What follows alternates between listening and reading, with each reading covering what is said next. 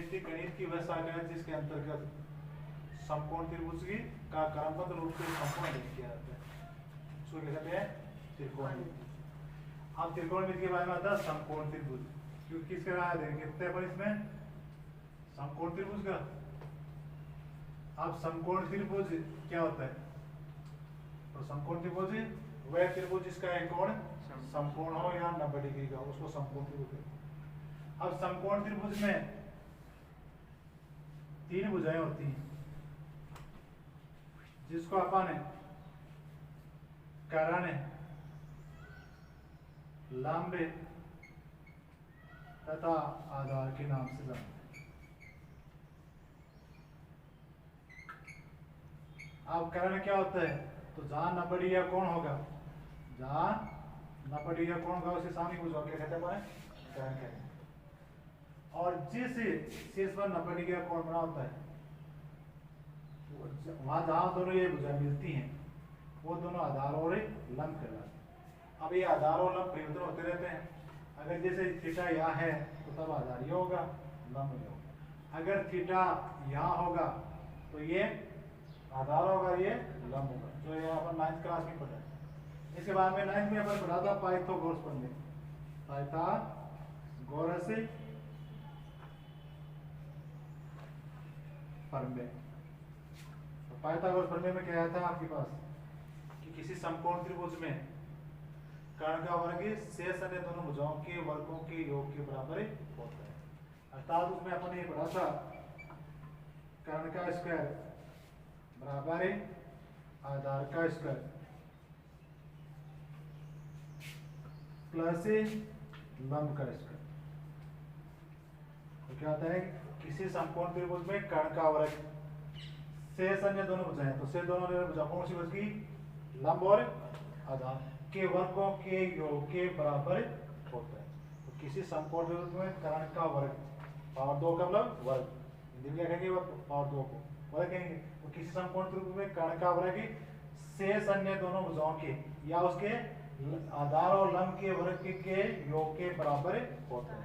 अब इसी से जब आप इस समकोण त्रिभुज में तीनों भुजाओं में से दो भुजा आपको दी जाती है, तीसरी भुजा प्राप्त करनी होती है। जैसे यहाँ ये कर्ण ज्ञात करने से हो गया, जैसे यहाँ आपके पास ये लंब तो है 3 सेमी, आधार है 4 सेमी। अब आपको कर्ण ज्ञात करना है तो अपन इस सूत्र से ज्ञात कर सकते हैं। वो कैसे ज्ञात करेंगे कि लंब आधार कितना है? ये 4 है तो यहाँ 4 रखो, यहाँ लंब कितना है? 3 है तो यहाँ 3 रखो। अब ये कितना हो गया? 4 का वर्ग यानी 4 गुणा 4 तो मान जाएगा 16। 3 गुणा 3 तो कितना हो जाएगा? 9। अब दोनों का योग करेंगे तो कितना हो जाएगा? ये 25।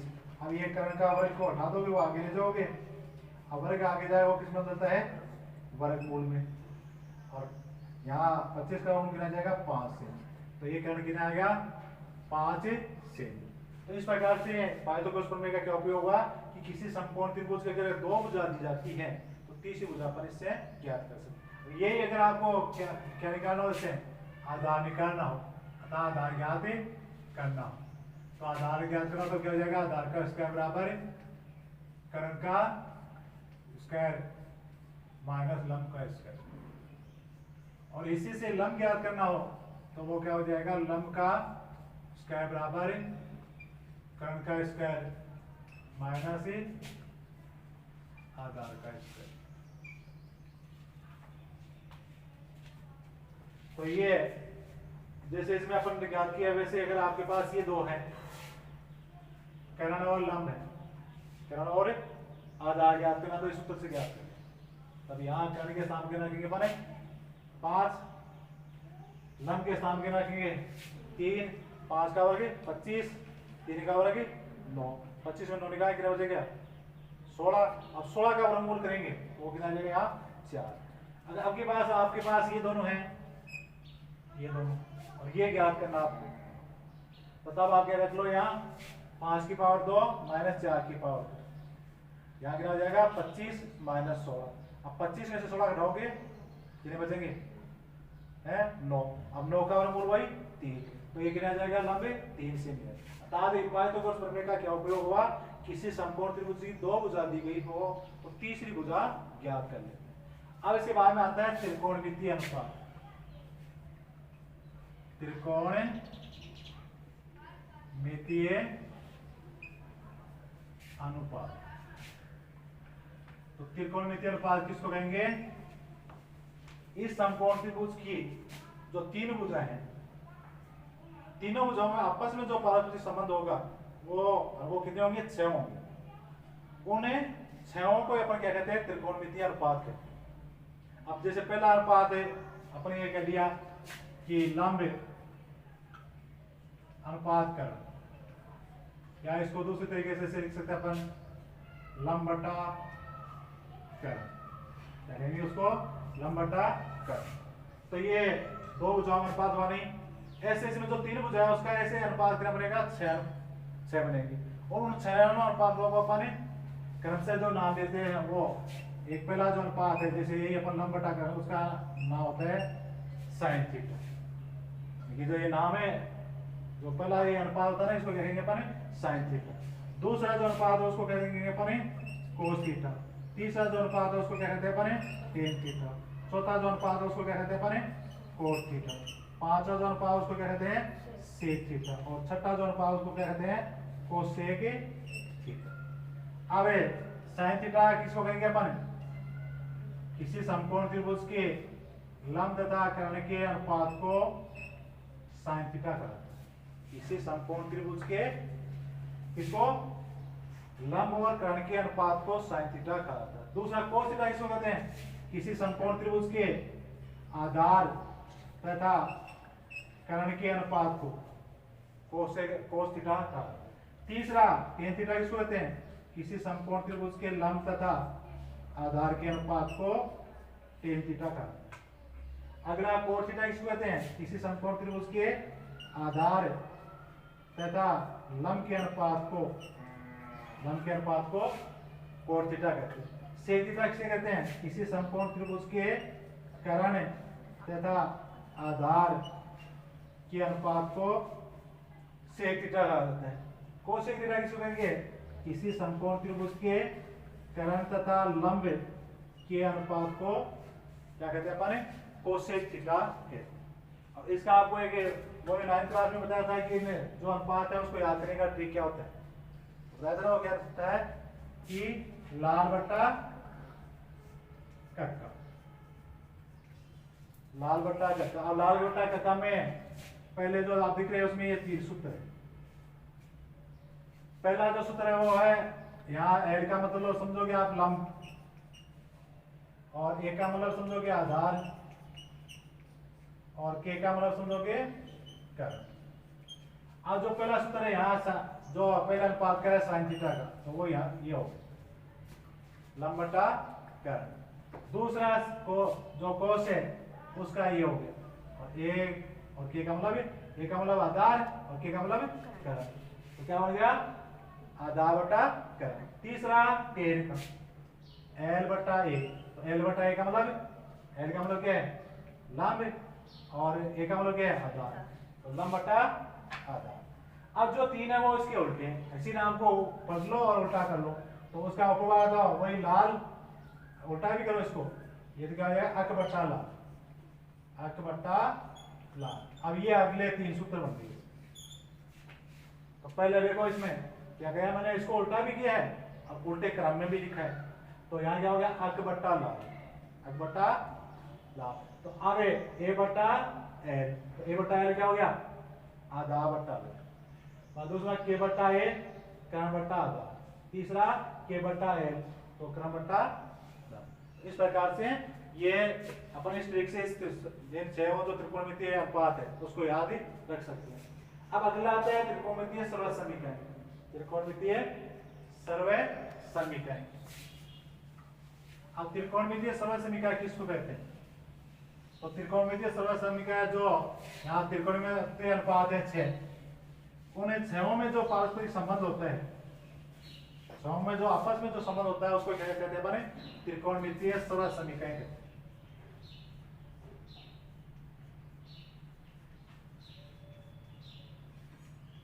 तो त्रिकोणमितीय सर्वच समीकरण किसको कहेंगे?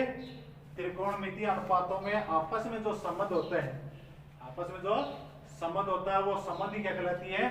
सर्वच समीकरण कहलाती है। और जो पहली जो सर्वल समीकरण है वो ये होती है sin theta into cosec theta बराबर है sin theta into cosec theta बराबर है। ये कैसे हुई? तो ये अपन बाहर जैसे समकोण को लिया था ऐसे, और उसमें ये 5 से मिल लिया था, ये 3 से मिल लिया था, ये 4 से। आगे आप देख रहे हैं sin थीटा, अब अपन इनके सूत्र पढ़े हैं sin थीटा मतलब लंब बटा करण, और उसमें देखो लंब कितना है, कर्ण कितना है 3, कर्ण कितना है 5। कोसेक क्या बड़ा था कर्ण बटा लंब, कर्ण बटा कर्ण कितना उसमें 5, लंब कितना है 3। अब इन दोनों को हल करो तो सीधा वैसे करो तो ये 15 हो गया, ये भी 15 हो गया, 15 में 15 भाग दोगे ये का, तो आगे कितना है इसमें एक बार नहीं। तो इस प्रकार से जब भी अपन sin थीटा और कोसेक थीटा उन दोनों का गुणा करेंगे तो उनका हमेशा गुणनफल 1 आएगा। अब इससे दो एक सर्वल समीकरण बन जाएंगी, और वो क्या बनेंगे? पहले तो sin थीटा बराबर यहाँ जो ये तो यहाँ रख लिया, इसको आगे लेंगे। अब यहाँ एक इसमें गुणा में तो आगे किसमें चला जाएगा भाग में, तो 1 बटा कोसेक थीटा। अब इसी से इसको अब की बार इसको रख लिया तो कोसेक थीटा बराबर इसको आगे लेंगे sin थीटा। ऐसे जो दूसरा सरल समीकरण है वो होती है cos theta into sec theta, इसका मान कितना होगा 1 होगा, और वही बाहर कितना है अपन यहाँ करेंगे तो उसका गुणनफल कितना रहेगा 1 आएगा। अब ऐसे ही आगे cos थीटा बराबर 1 बटा सेक थीटा, ऐसे ही सेक थीटा बराबर 1 बटा कोस थीटा। अब तीसरी जो सरल समीकरण होती है वो क्या होती है tan theta into cos theta, tan theta into cos theta बराबर 1। अब वही अपन इसका जो सूत्र है उसको मैं वही मान रखेंगे, ये tan का मतलब क्या था लंब बटा आधार, तो लंब कितना है 3, आधार है 4, तो 3 बटा 4, कोण का आधार बटा लंब 4 बटा 3, तो वही 12 बटा 12 बराबर 1। तो यानी किसी से भी अपन मान निकालेंगे उससे तो उसका मान 1 ही आएगा। अब इसकी वही सारे साइड सरल समीकरण क्या बन जाएंगी tan थीटा बराबर 1 बटा कोट थीटा, कोट थीटा बराबर 1 बटा tan थीटा। अब जो चौथी सरल समीकरण वो है sin square theta plus cos square theta बराबर 1। sin square theta plus cos square theta बराबर 1। अब ये भी एक कैसे होता है? तो वो देखो sin का सूत्र क्या होता है लंब बटा करण, वहां देखो लंब कितना है 3, लंब कितना है 3, इस थीटा के अनुसार चल रहे अपन, लंब तो कितना है 3, करण कितना है 5, उसकी पावर यहाँ पावर लगी है ना वो पावर 2, प्लस cos का मान देखो कितना है, cos बराबर क्या होता है आधा बटा करण, तो आधा तो कितना है 4, करण कितना है 5, तो 4 बटा 5, उसकी पावर 2। अब इनकी पावर को उठाओ, पावर को उठाओ तो 3 की पावर उठाओ कितना हो जाएगा 9, 5 की पावर उठाओ कितना हो जाएगा 25, 4 की पावर 2 का मतलब 16, और 5 की पावर 2 का मतलब 25। अब इनका यहाँ लघुत्तम समापवर्तन लो या लघुत्तम लो, तो लघुत्तम दोनों ही समान है, तो कितना आ गए 25, 25 में 25 का भाग जाए एक बार, 1 को 9 से गुणा करोगे 9, और यहाँ 25 में 25 का भाग दोगे एक बार, 1 को 16 से गुणा करोगे तो 16। अब ऊपर टोटल करो इसका कितना हुआ 25, नीचे कितना हुआ 25, बराबर कितना आ गया ये, तो बराबर कितना था ये। तो इस प्रकार से sin स्क्वायर थीटा और प्लस cos स्क्वायर थीटा के किसी भी समकोण त्रिभुज के मान को अपन योग करेंगे तो उसका योगफल सदैव 1 प्राप्त। अब इसी से वही दो सहायक सरल समीकरण बन जाती है, एक तो क्या आ जाएगी यहाँ, इसको तो यहाँ रख लिया आगे ले गए, तो sin स्क्वायर थीटा बराबर एक तो आगे है ही, यहाँ से आगे जाएगा प्लस का, तो किसका जाएगा माइनस का। दूसरा अब की बार इसको रख लिया अपन cos स्क्वायर थीटा बराबर 1 माइनस sin स्क्वायर थीटा, वो यहाँ कोई चिन्ह नहीं है इसका, यहाँ प्लस क्या तो आगे गया किसका हो गया माइनस का। तो ये ऐसी क्या होगी दो सहायक सरल समीकरण। अब जो पांचवी है वो क्या है cosec square theta minus cot square theta बराबर भी 1। तो कोसेक के वर्ग के मान में से कोट के वर्ग के मान को घटाएंगे तो एक ही प्राप्त होगा। वो भी यहाँ करके देख लो। कोसेक का सूत्र क्या होता है, कर्ण बटा लंब। कर्ण देखो कितने हैं, 5 है, लंब कितने हैं, 3 है, उसकी पावर 2 लगी तो पावर 2 लगा। कोट क्या होता है, आधा बटा लंब, आधा देखो कितने 4 है, लंब देखो कितने 3 है, पावर 2। अब वही इनका वर्ग हटाओ तो 25 बटा 9, इनका भी वर्ग हटाओ तो 16 बटा 9, दोनों के लगभग कितने आए 9। वही भाग दो, 9 में 9 का भाग एक बार, 1 को 25 से गुणा तो 25, 9 का भाग 9 में दे एक बार, 1 को 16 से गुणा तो 16। अब 16 यानी 25 में से 16 घटाओगे 9 बचेंगे, 9 में से नीचे कितने 9 है तो 9 में 9 का भाग दोगे 1। तो इस प्रकार से किसी भी समकोण त्रिभुज के कोसेक स्क्वायर थीटा में से कोण स्क्वायर थीटा के मान को घटाएंगे तो सदैव कितना आएगा 1 आएगा। तो ये तो मेन सर्वल समीकरण होगी। अब इसी प्रकार इसकी सहायक सर्वल समीकरण क्या हो जाएगी, तो सहायक सर्वल समीकरण इसी में इस कोसेक को तो यहाँ लिया अपन और कोण को आगे लेंगे, आगे पहले से 1 तो है ही बराबर आगे, ये आगे जाए किसका हो जाएगा माइनस है, यहाँ आगे जाए किसका हो जाएगा वो नुकसान करेंगे तो प्लस का हो जाएगा, आगे का हो जाएगा कोट स्क्वायर थीटा। अब की बात इसको यहाँ लिया ऐसे ले लिया कोस का, इसको आगे ले गए तो 1 माइनस कोसेक स्क्वायर थीटा। लेकिन अब यहाँ माइनस रह गया, उस माइनस को आगे वो ले जाएंगे अपन, तो माइनस को ले जाएंगे तब क्या होगा, जो प्लस है वो माइनस हो जाएगा, माइनस है वो प्लस हो जाएगा। तो अब यहाँ ये तो प्लस क्या है माइनस, इस माइनस का हो जाएगा ना ये यहाँ वाला, तो आगे जाए से गुणा होगा, तो जो प्लस है उसको माइनस कर देगा, माइनस उसको प्लस, तो ये तो क्या हो जाएगा प्लस का हो जाएगा, और ये किसका हो जाएगा माइनस का हो जाएगा। तो इस प्रकार से इसकी ये तीसरी सरल समीकरण। तो अब यानी जो 5 सरल समीकरण के हैं, किसी भी समकोण त्रिभुज के कोसेक स्क्वायर थीटा के मान में से कोण स्क्वायर के मान को घटाएंगे तो सदैव एक ही प्राप्ति होगा। आज जो अगली छठी सरल समीकरण क्या है, वह है sec square theta minus tan square theta बराबर ये भी समकोण त्रिभुज जैसे अपन अभी किया है उसी अनुसार किसी भी समकोण त्रिभुज के सेक स्क्वायर के थीटा के मान में से टेन स्क्वायर के थीटा के मान को घटाया जाए तो सदैव एक ही प्राप्ति होगा। अब इसी की दो सहायक सरल समीकरण क्या हो जाएंगी, सेक स्क्वायर थीटा बराबर इसको आगे ले जाओ, एक तो आगे पहले से टेन आगे ले जाओ, किसका है वो माइनस का, तो आगे किसका हो जाएगा प्लस का हो जाएगा, तो टेन स्क्वायर थीटा। अब ये वो यहाँ रखेंगे टेन स्क्वायर थीटा बराबर, तो आगे पहले ले जाएंगे क्या हो जाएगा 1 माइनस सेक स्क्वायर थीटा। देखिए वो माइनस यहाँ है नहीं है तो अपन यहाँ लेंगे, उसको आगे ले जाएंगे तो जो माइनस है वो प्लस, प्लस है वो माइनस, अर्थात क्या हो जाएगा आपके पास सेक स्क्वायर थीटा माइनस 1। अब साथ ही जो सरल समीकरण है वो क्या है, टेन थीटा बराबर साइन थीटा बटा कोस थीटा है। तो अगर किसी भी समकोण त्रिभुज या टेन थीटा का मान है वो किसी प्रकार से प्राप्त होगा कि उसके साइन में उसके कोस के मान का भाग लगा देते हैं, तो वो किसका मान प्राप्त हो जाता है टेन का।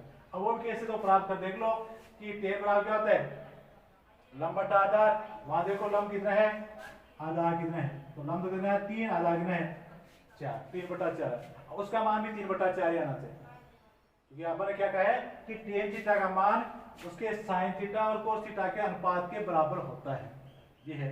और साइन थीटा मान क्या होता है वो देखो कि साइन का लंब बटा कर्ण, तो लंब कितना है 3, कर्ण कितना है 5, कोस थीटा क्या होता है आधा बटा कर्ण, आधा कितना है 4 और कर्ण कितना है 5। अब इसको हल करोगे 3 बटा 5, इस मैन बटा को जो मैन बटा ना भाग है उसको गुणा मत लो 5 बटा 4, अब 5 से 5 हट गया कितना आ गया 3 बटा 4, तो इस टेन का मान कितना है 3 बटा 4, उन दोनों का अनुपात कितना है 3 बटा 4। तो इस प्रकार से अपन कह सकते हैं कि किसी समकोण त्रिभुज में टेन थीटा का मान है वो उसके साइन थीटा और कोस थीटा के अनुपात के बराबर होता है।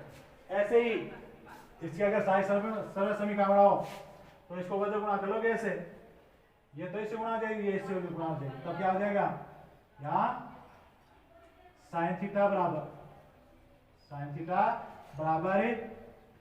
Tan theta into cos theta. अगर कोस का इससे प्राप्त करो तो कोस को यहाँ ले और टेन को वहां ले जाओ, तो कोस थीटा बराबर साइन थीटा बटा टेन।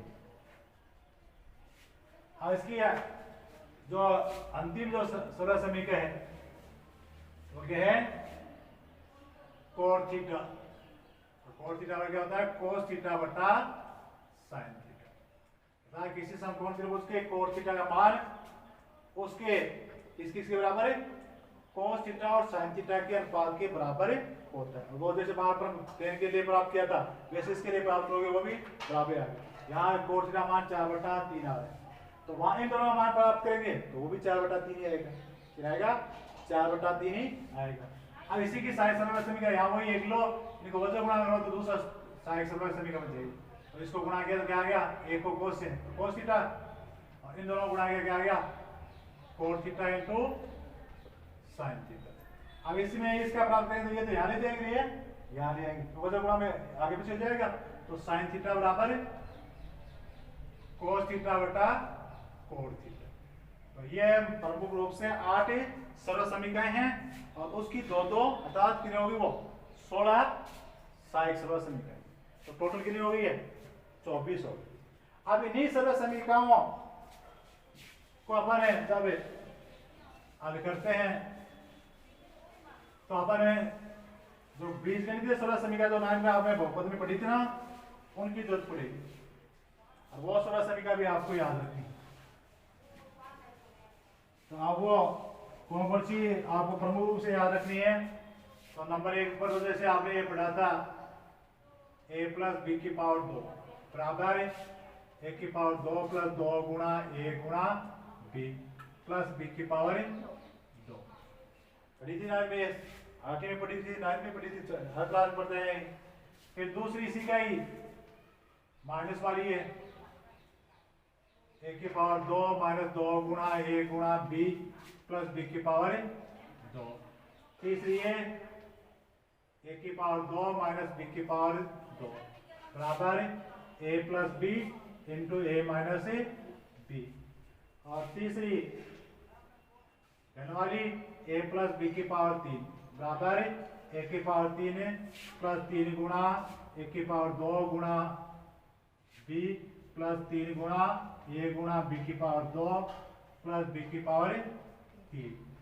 तीसरी इसकी माइनस करने वाली a माइनस b की पावर 3 बराबर a की पावर 3 प्लस माइनस 3 गुणा a की पावर 2 b प्लस 3 गुणा a गुणा b की पावर 2 माइनस b की पावर 3। और जो पांचवी है वो है a की पावर 3 प्लस b की पावर 3 बराबर a plus b into a की पावर 2 माइनस a गुणा b प्लस b की पावर 2। और जो छठी है वो a की पावर 3 माइनस b की पावर 3 बराबर a minus b into a की पावर 2 प्लस a गुणा b प्लस b की पावर 2। तो ये जो 7 सरल कितनी हो गई है, 5।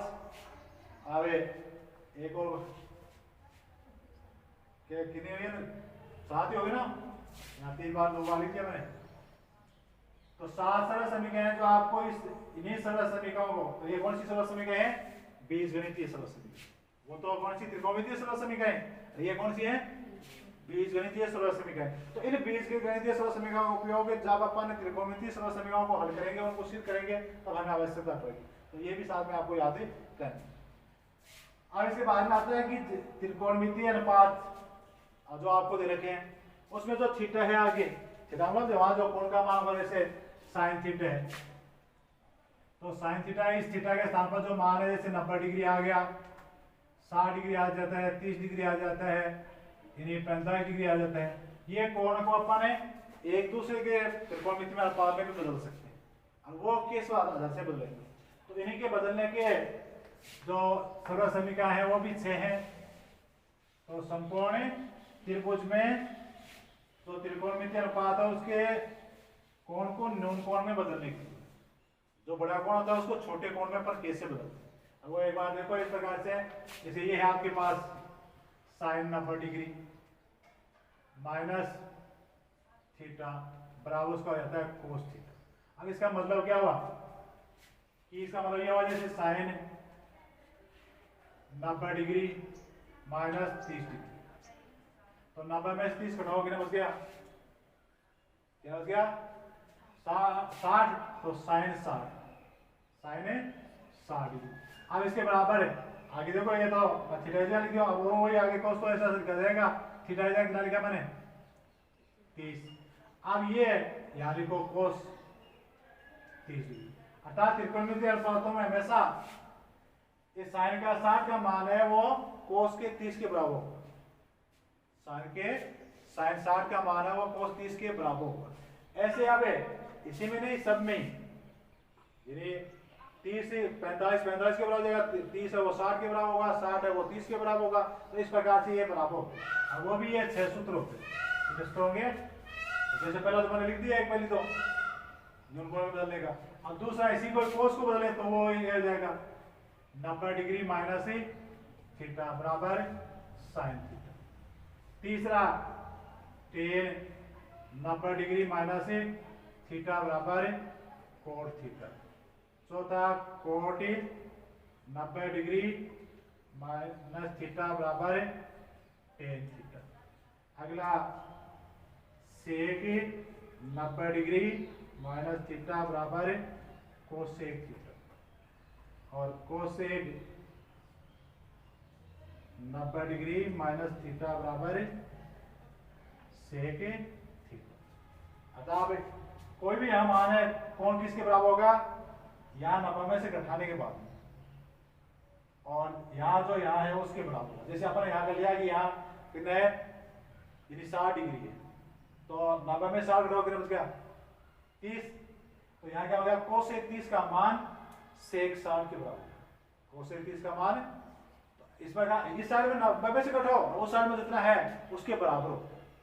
तो ये हर के लिए, हर त्रिकोणमितीय अनुपात में एक दूसरे के संबंध होते हैं, उसमें कौन सा कोण उसके बराबर होता है।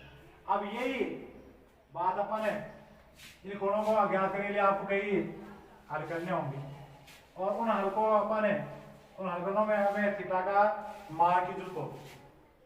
क्या होगी, थीटा के मान की जरूरत होगी। और थीटा मान की जरूरत कौन कौन सी होती है, जैसे 0 डिग्री है, 30 डिग्री है, 45 डिग्री है, 60 डिग्री, इन मानों की जरूरत होती है। जैसे सवाल आपके पास ऐसे आएंगे कि sine 30 degree plus cos square 45 degree into tan 30 degree plus minus cosec 60 degree, ऐसे सवाल। अब इस सवालों को अपन हल करेंगे तब हमें साइन 30 का मान कितना होता है, कोस 45 का मान कितना होता है, tan 30 का मान कितना होता है, कोसेक 60 का मान कितना होता है। अतः ये 5 मानों में सवाल पूछे जाते हैं। 90 डिग्री भी कितने मानों में पूछे जाते हैं, 5 मानों में सवाल पूछा जाता है। अब ये मान आप खुद को याद रखना होगा। अब उनको अपन याद करते कैसे हैं, तो उनको अपन जो 6 त्रिकोणमितीय अनुपात हैं उनकी एक तालिका के साथ साथ याद करते हैं। अब आप तालिका को कैसे याद रखोगे, तो यानी मान कितने हो गए, एक के 5 हो गए, तो 5 के 6 कितने हो गए 30, अर्थात 30 मान आपको याद रखने होते हैं। अब 30 मान याद है आपको, उनकी एक छोटी ट्रिक होती है, उस ट्रिक से अगर आप एक बार उसको समझ गए तो तुरंत उसको याद रख लोगे, उसको बार बार आपको याद करने की जरूरत नहीं। अब वो किस प्रकार से करेंगे, तो आप पहले देखो यहाँ जैसे ये त्रिकोणमितीय अनुपात है, ये तो क्या है, त्रिकोणमितीय अनुपात। अब त्रिकोणमितीय अनुपात कौन से होते हैं, वही sine cos tan cot sec और कोसेक। और इनके मान जो कोणों में मान होंगे 0 डिग्री, 30 डिग्री, 45 डिग्री, 60 डिग्री और 90 डिग्री। अब इनके अपन कैसे मान लेते हैं, तो सबसे पहले अपन साइन के मान ले रहे हैं 500। तो 500 मान ले रहे हैं, कितनी संख्या है 5 है। तो सबसे पहले आप ऐसे 0 1 2 3 4 ये 5 ये लिखी थी, 5 संख्या लिख ली। अब सब में 4 का भाग लगा दो। क्या करो सब में 4 का भाग लगाओ। भाग लगाने के बाद में इसको हल कर लो, एक साथ में हल भी कर लो, उसका क्या कर लो, वर्गमूल ले लो। ऐसे क्या करेंगे अपन, वर्गमूल लेंगे। अब 0 में 4 का भाग लगाओगे 0 आएगा, 0 का वर्गमूल लोगे 0 आएगा। 1 में 4 का भाग लगता नहीं है, नहीं लगता है, 1 का वर्गमूल ले लो और 4 का वर्गमूल ले लो। 1 का वर्ग 1, 4 का वर्गमूल 2। फिर इसको सरल कर लो, दोनों में 2 का भाग जा रहा है तो कितना हो गया 1/2। 1 अब 1 का वर्गमूल लो 1 और 2 का वर्गमूल लो, तो 2 का वर्गमूल होता नहीं तो उसके वर्गमूल का चिन्ह लगा।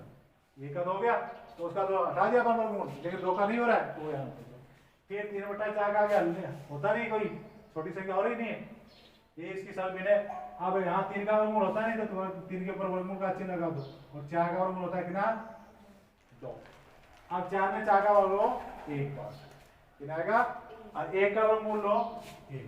अब ये जो 5 मान है वो इस पहले के 500 मान है, तो फिर से समझो मैंने क्या बताया कि 0 1 2 3 4 है ना, 5 संख्या ले ली 0 से लेकर ही उसमें, और सब में कितने भाग लगा दिया 4 का भाग लगा दिया 4 का। अब भाग लगाने बाद में इसको सरल करो, तो पहले सरल करो, नहीं सीधा सरल भी करते जाओ और उसका वर्गमूल ले दो, और ये वर्गमूल इसका मान हो जाए। अब पहला यहाँ लिख दो 0, हटा दे, मेरा मतलब है sin 0 का मान 0 होता है, sin 0 का मान। अब sin 30 का मान, sin 30 का मान कितना होता है, दूसरा देखो 1/2। फिर sin 45 का मान कितना होगा 1/√2, और sin 60 का मान कितना होता है वर्गमूल 3/2, और sin 90 का मान कितना होता है 1। अब ये 5 मान प्राप्त करिए तो पूरा 5 सब आ गए। सबसे पहले आपको क्या करना है 5 मान, तो इसमें समझे 5 मान कौन से हुए, पहला दूसरा तीसरा चौथा 5। ये 5 मान आपने प्राप्त कर लिए थे, पूरी तालिका के ये 30 मान है वो प्राप्त करने। आपको कैसे प्राप्त कर समझे ना, तो सबसे पहले क्या किया अपन 0 से लेकर 4 तक की संख्या लिखी, सब में 4 का भाग लगा लिया, उसको बाद में सरल कर लिया, सरल करने के बाद में जो आया उसका वर्गमूल ले लिया। तो 0 में 4 का भाग दो 0 आएगा, 0 का वर्गमूल 0। 1 और 4, 1 में 4 का भाग जाता नहीं है तो सीधा यहीं वर्गमूल ले, 1 का वर्गमूल 1 और 4 का वर्गमूल 2। इसको पहले सरल कर लिया, दोनों में 2 का भाग जा रहा तो 1/2 आया, 1/2। अब 1 का वर्गमूल लिया 1 और 2 का वर्गमूल नहीं है तो उसको वर्गमूल का चिन्ह लगा। इसका आगे सरल होता नहीं है तो 3 का वर्गमूल 3, वर्गमूल 3 हो गया, और 4 का वर्गमूल 2। अब यहाँ 4 में 4 का भाग गया, 1 बार आया, 1 का वर्गमूल लिया 1। अब अगला मान अपन लेंगे उसको पीछे इसके क्रम से लिखते हैं, अर्थात जो यहाँ अंतिम है उसको पहले लिख दो, दूसरा है उसको यहाँ लिख दो, और तीसरा वो तीसरे स्थान पर अपना रहेगा ही बीच में दो। अब ये यहाँ चौथे स्थान पर आ जाएगा, ये 5 पर आ जाएगा, हो गया। अब जो तीसरा मान अपन लेंगे 10 का, तब इनमें निकला भाग त्रिकोण में सरल संख्या पड़ेगी ना, sin थीटा बराबर ये tan थीटा बराबर क्या आई थी sin थीटा बटा cos थीटा, अर्थात इनमें इसका भाग लगा दो। भाग में 0 में 1 का भाग लगाओगे तो किसी भी संख्या का 0 में भाग लगाते हो जिनाता 0 आता है, जिनाता है 0। अब इसमें इसका भाग लगाओगे तो भागफल में देख लो 1/2 भाग वर्गमूल 3/2। अब भाग को किसमें गुणा बदल दो, गुणा में तो 2/वर्गमूल 3, 2 से 2 तो हट गया, क्या बच गया यहाँ 1/वर्गमूल 3। आज के बाद में ये दोनों समान संख्या है, समान संख्या और समान संख्या भाग लगाओ कितना आएगा, एक आएगा। जैसे 2 में 2 का भाग लगाते हैं तो 1 आता तो यहाँ कितना आ जाएगा 1। ऐसे इसमें किसका भाग लगाओगे तो देखो वर्गमूल 3/2 भाग 1/2, अब 2 से 2 तो कर जाएंगे, वर्गमूल 3 बचे, तो यहाँ कितना आ जाएगा वर्गमूल 3 आ गया, और इसमें 1/0। अब ये हमेशा ध्यान रखना कि कोई भी संख्या में 0 को भाग देता है तो वो अनंत भाग देता है, यानी उसकी कोई संख्या नहीं होती। अब उस अनंत को अपन कैसे लिखते हैं इस प्रकार से, जब भी अपन मान के अपना पास क्या हो भाज्य तो क्या हो, भाज्य तो क्या हो कोई संख्या हो, और भाजक क्या हो 0, तो इसका इनफिनिटिव यानी अनंत। अब अनंत को इस प्रकार से गणित में प्रदर्शित करते हैं। अब यही कोड का मान हो जाए उसको बाद जैसे उसका लिखा था ना वैसे उल्टे क्रम में लिख दो, ये जो यहाँ लियो, दूसरा यहाँ, तीसरा अपने तीसरे स्थान पर है, चौथा यहाँ और 5वां, तो वो यहाँ क्या आ जाएगा पहले ये, और यहाँ क्या आ जाएगा वर्गमूल 3, यहाँ 1 है, यहाँ 1/√3 और यहाँ 0। अब इसका सेक का प्राप्त करने के लिए जो कोस का मान है उसको पलट दो, अर्थात अंश को हर में बदल दो। तो अब इसके नीचे कितना है 1 है, तो 1/1 का मान वापस क्या आ जाएगा 1 ही। इसका मान क्या आ जाएगा 2/√3। इसका क्या आ जाएगा वर्गमूल 2/1, लिखने की जरूरत नहीं है, यहाँ भी 2/1 तो कितना आ जाएगा 2, यहाँ 1/0 अर्थात 1 में किसका मान लगेगा 1 में 0 होगा और 1 में 0 मान लगे क्या आएगा ऐसे हो गया 1/0, तो वही संख्या में 0 मान लगा कितना आ जाएगा यहाँ इसके नीचे कितना है 1। अब इसको अपन उल्टा लिख रहे हैं तो उल्टा आ गया होगा 1/0 और वही क्या आ गया अगर भाज्य तो संख्या हो और भाजक 0 तो क्या आ जाएगा अनंत यानी इनफिनिटिव आएगा। अब उसके बाद में अगला इसको उल्टे क्रम में लिख दो,